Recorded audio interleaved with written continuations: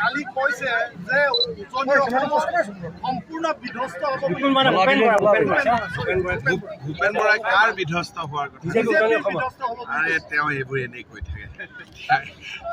এনেই কৈ থাকে আপোনালোকে একদম বিশ্বাস নকৰিব কংগ্ৰেছৰ কোনো নেতাৰ কথা বিশ্বাস নকৰিব যোনে টিভিত বেছিকৈ কয় সিয়ে সোনকালে জইন কৰি দিয়ে গতিকে আপোনালোকে কোনো কংগ্ৰেছৰ লিডাৰৰ কথা বিশ্বাসে নকৰিব কংগ্ৰেছৰ লিডাৰৰ লগত কথা তেওঁলোকৰ ষ্টেটমেণ্ট দিয়াৰ আগতে তেওঁলোকৰ মোবাইলবোৰ চেক কৰিব লাগে যে আপোনালোকে বিজেপিৰ লগত কথা পাতি আছে কিনা স্যাৰ জিতেন্দ্ৰ সিঙে স্যাৰ 5 কোটি টকা লৈছে বুলি কৈছে লখিমপুৰ আৰু গুৱাহাটী টিকেটৰ কাৰণে এইবিলাক অভিযোগ মই কমেণ্ট দিব খোজা নাই কিন্তু ছ'চিয়েল মিডিয়াত ওলাইছে চেকৰ কপিও ওলাইছে গতিকে বিভিন্ন সংস্থা আছে তেওঁলোকে বিষয়টো বিচাৰ বিবেচনা কৰিব আৰু এইটো মোৰ এখতিয়াৰৰ ভিতৰত নপৰে কাৰণে মই সোমাব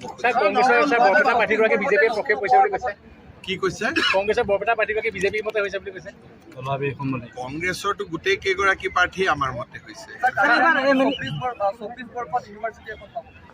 কাৰ্বি আংলঙত 24 চনত আমি এখন ৰাজ্যিক ইউনিভাৰ্চিটি কাৰ্বি আংলঙত আমি আৰম্ভ কৰাৰ কথা ভাবি আছো স্যাৰ লাহৰীঘাটত কালি ভূপেন বৰাই কৈছে যে নগাঁও সমষ্টিৰ নিৰ্বাচনী প্ৰেক্ষাপটে অসমৰ 14টা লোকসভা সমষ্টিৰ তেওঁ কালি অদ্ভুত কি কথা ক'লে মই নাজানো তেওঁ লাহৰীঘাটত কালি ইফতাৰ কৰিছিল আৰু লাহৰীঘাটত ইফতাৰ কৰি ক'লে যে লাহৰীঘাটে যি সিদ্ধান্ত লয় সেইটোৱে উজনি অসমীয়া সিদ্ধান্ত মইতো বুজি নাপালোঁ মৰিগাঁও বা লাহৰীঘাটত ইফতাৰত লোৱা সিদ্ধান্ত এটা যোৰহাট শিৱসাগৰৰ মানুহে কিয় মানিব এইটো আপোনালোকে ভূপেন বৰাকে সুধিব একচুৱেলি ভূপেন বৰাইও কি কৈ থাকে তেওঁ ইফাল ইফাল দুই কুল ৰক্ষা কৰি ক'ব লাগে গতিকে তেওঁ মাজে মাজে কিবা কিবি কৈ থাকে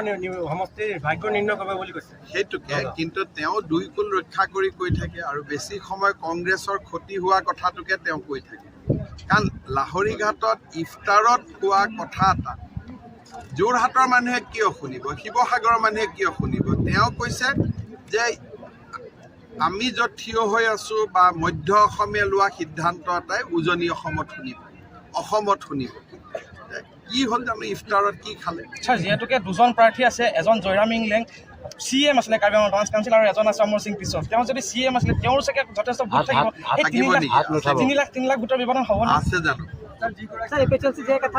জয়ৰাম ইংলেঙৰ ভোট আছে বুলিতো মই শুনা নাই আৰু যিখিনি অলপ চলপ ভোট আছিলোঁ এইখিনিতো জইনে কৰি দিলে কাউন্সিল ইলেকশ্যনতো তেওঁতো ঘৰৰ পৰাই ওলোৱা নাছিল গতিকে এইবিলাক উঠিছে আৰু কোনোবা এজনটো উঠিব লাগে স্যাৰ সংখ্যালঘু এলেকাত দৰে বলে সংখ্যালঘুসকল বিজেপি যোগদান কৰি আছে কি ক'ব আপুনি আমাৰ চৰকাৰৰ দিনত সংখ্যালঘুসকলৰ প্ৰতিও কোনো অন্যায় হোৱা নাই আমি সকলোৰে কাৰণে সমানে কাম কৰি আছোঁ গতিকে তেওঁলোক যিমানে বিজেপি দলত আহে নৰেন্দ্ৰ মোদী ডাঙৰীয়াৰ উন্নয়নৰ প্ৰক্ৰিয়াটোত অংশ ল'ব পাৰিব আৰু দূৰে দূৰে থাকিলে দূৰে দূৰে থাকিব লাগিব সেইকাৰণে মই ভাবোঁ যে যদি কোনোবাই যোগদান কৰিছে এইটো ভাল কথা আমিতো সকলোকে বিচাৰোঁ সবকা সাথ সবকা বিশ্বাস আমিনুল ইছলামে হৰুৱাব পাৰে হৰুৱাব নোৱাৰিব পাৰে মই নাজানো কিন্তু বৰ্তমান তেওঁলোকৰ তাততো নগাঁৱৰ পলিটিক্সটো এতিয়ালৈকে আমিনুল ইছলামেও কয় তেওঁ জিকিব প্ৰদ্যুৎ বৰদলৈ কয় তেওঁ জিকিব কিন্তু আপোনালোকে টিভিত পেপাৰত মানুহৰ লগত কথা পাতিলে দেখিব যে এইবাৰ নগাঁও আসনখন সুৰেশ বৰাই পাব বিজেপিৰ পৰা স্যাৰ নগাঁও মৰিগাঁও অঞ্চলত একমাত্ৰ ইছ্যুটো হ'ল মাথাউৰিটো চাপি আহিলে চব কাম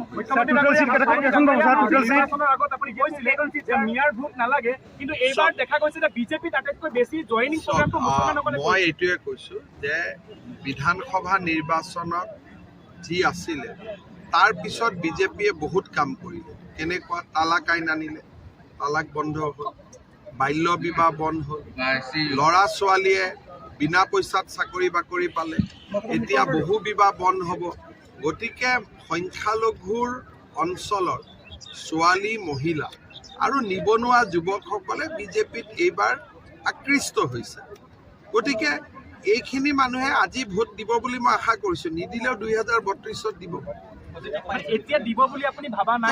মই ইমানটোলৈকে ৰিচাৰ্চ কৰা নাই মই ইমান গৱেষণা কৰি থকা নাই খালি আমি ভাল কামবোৰ কৰি গৈছোঁ তালাক আইন বন্ধ কৰিলোঁ বহু বিবাহ বন্ধ কৰিলোঁ বাচ্চাৰ বিয়া বন্ধ কৰিলোঁ য'ত য'ত মথাউৰি নাই তাত মথাউৰি বনালোঁ, য'ত ৰাস্তা নাই তাত ৰাস্তা বনালোঁ। যি মানুহে আগতে অংগনবাদীৰ কাৰণেও 10 লাখ টকা ঘোষ দিব লাগিছিল, তাৰ বিনা পইচাত চাকৰি পালে। গতিকে মই আগতেই কৈছোঁ যে ভোট নালাগিলেও উন্নয়নটো কৰিমেই। গতিকে উন্নয়ন হৈ গ'ল আজি 3 বছৰ, আৰু বহুত উন্নয়ন হ'ব। কিন্তু এইটো কথা ঠিক যে সংখ্যালঘু অঞ্চলৰ মহিলা আৰু ছোৱালীবিলাকৰ দোৱা এইবাৰ আমাৰ লগত ভোট আছেনে নাই মইতো ক'ব নোৱাৰোঁ। এইবাৰ ভাল ঘোষণা কৰিছোঁ যে যিমান ছোৱালী মেট্ৰিক পাছ কৰিব, কলেজত নাম ল'লে 10,000 টকা, যদি ডিগ্ৰীত নাম লগায় 12,500 আৰু পোষ্ট গ্ৰেজুৱেটত নাম লগালে 25,000 টকা চৰকাৰে।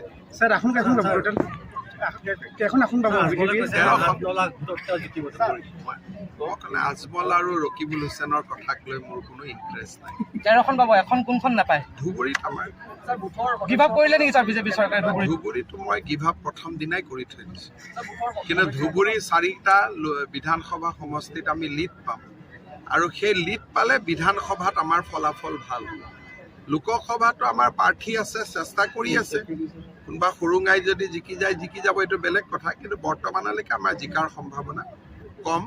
যেতিয়া ধুবুৰীত প্ৰচাৰত যাম তেতিয়া গম পাম যে জিকাৰ পৰিৱেশটো আছে নে। কিং মেকাৰ হাৰি গৈছে বুলি ক'ব লাগিব, কিং মেকাৰ হাৰি গৈছে বুলি ক'ব লাগিব ধুবুৰী সমষ্টি। মই নাজানো এইবিলাক, মোৰ ধুবুৰীলৈ ইণ্টাৰেষ্ট নাই। সেইটো কাৰণে আমি বহুত ভাল কাম কৰি আছোঁ। এইবাৰতো যিমান মানুহৰ হাতত ৰেচন কাৰ্ড থাকে প্ৰত্যেকটো পৰিয়ালতে অৰুণোদয় পাব। গতিকে আঁচনিৰ পৰা কোনো বাদ যাবই নোৱাৰে। এইবিলাক আমি ভাল দৰৱৰ দাম বাঢ়াৰ মই তেনেকৈ খবৰটো পোৱা নাই, কাৰণ আমিতো 5 লাখ টকাৰ কাৰ্ড দিয়ে দিছোঁ, বিনামূলীয়া দৰৱে পায় মেডিকেলত। আপুনি 14লৈকে আপুনি কিয় ঘূৰি গ'ল? এতিয়া হঠাতে 14টো কিয় মনত পৰিলে? এতিয়া 23ৰ কথা কওক। ইলেকশ্যন আছে 23ত, আপুনি ঘূৰি গৈছে 14ত। তেতিয়াহ'লে আমি ঘূৰি যাব লাগিব 1947 চনত। বহুত কিবা কিবি হৈ থাকিব। নামটোৱে মোৰ পুৰা মুখস্থ নহয়। কি পাৰ্টি নামটো কওক পুৰা? অল পাৰ্টি মানে তেওঁ অল পাৰ্টি হ'লেতো তাত আমিও থাকিব লাগিব, তাততো আমি নাই। গতিকে নামটোতে কেৰুণ আছে, all party hill leaders convention. তাৰমানে তুলিৰাম হিল লিডাৰ নহয় নেকি? বিদ্যা সিং ইংলেং নহয় নেকি? হৰেণ সিং বে নহয় নেকি? দেপুলাল গাৰ্লুচা নহয় নেকি? তেওঁলোকে এইটো পাৰ্টিত নাই। গতিকে অল পাৰ্টি কেনেকৈ হ'ল এইটো মোক বুজাই দিয়ক। গতিকে প্ৰথম কাঠাৰ চাহাবক সুধিব যে অল পাৰ্টি লিখিব নালাগিছিল, লিখিব লাগিছিল ছিংগল লিডাৰ হিল কনফাৰেন্স। তাতো অল পাৰ্টি লিডাৰ নাই। ইংলেণ্ড চাহাবৰ দৰে ডাঙৰ লিডাৰ আছে নেকি কাৰ্বি আংলঙত? হয় নহয়? কিমান দিন CM আছে আপুনি? 5 বাৰ CM, তেওঁতো নাই। গতিকে এইটো ছিংগল লিডাৰ হিল কনফাৰেন্স। কি বস্তু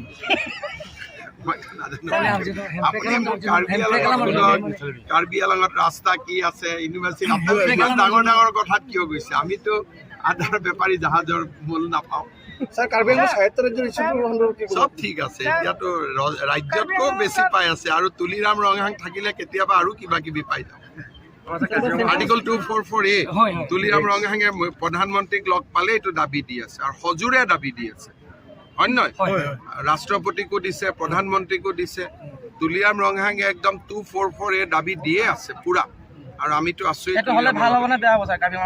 কাৰ্বি আংলঙৰ ৰাইজৰ কাৰণে ভালেই হ'ব, ৰাইজে বিচৰা মনৰ দাবী এটা। সাংবাদিকৰ কাৰণে কিবা কিবি কৰি দিম।